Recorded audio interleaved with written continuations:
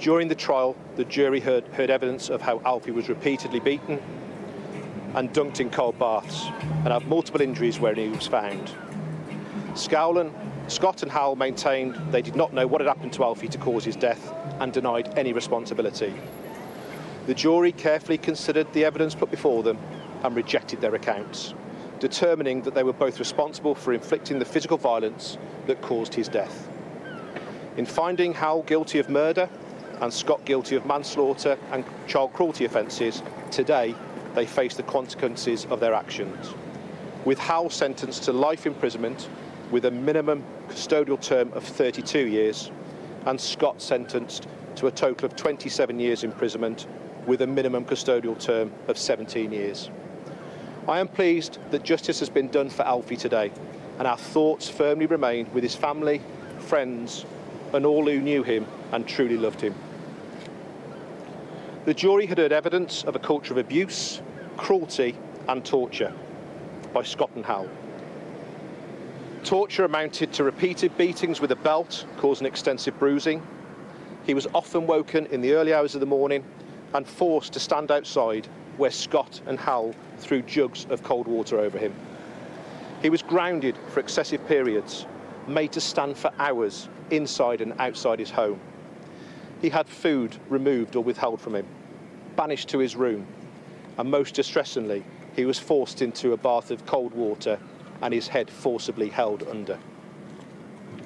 Alfie should have expected the unconditional love and protection from Scott, yet she deliberately neglected his needs, choosing to prioritise her own needs and her relationship with Howell. The lies they told to children's services, school and police was intended to protect themselves and prevent the abuse that they were inflicting on Alfie from being discovered. Their lies and denials of any wrongdoing have continued throughout the investigation and throughout this trial. At no stage has either Scott or Howell shown any sign of remorse or acceptance of responsibility for their actions. The custodial sentences passed on Howell and Scott are a clear reflection of the abhorrent physical and emotional abuse they both inflicted upon Alfie. And while I recognise that no sentence will ever undo the dreadful abuse that Alfie suffered, it does mean that Scott and Howell will now face the consequences of their sickening actions.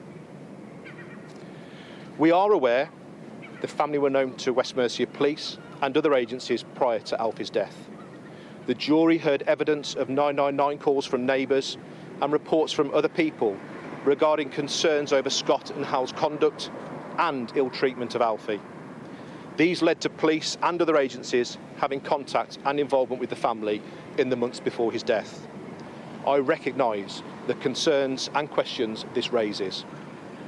I can provide assurance that West Mercia Police is committed to reviewing its involvement with the family and engagement with other agencies through a child safeguarding practice review commissioned by Worcestershire Safeguarding Children Partnership. We are committed to learning the lessons from Alfie's tragic death and will fully engage with the review.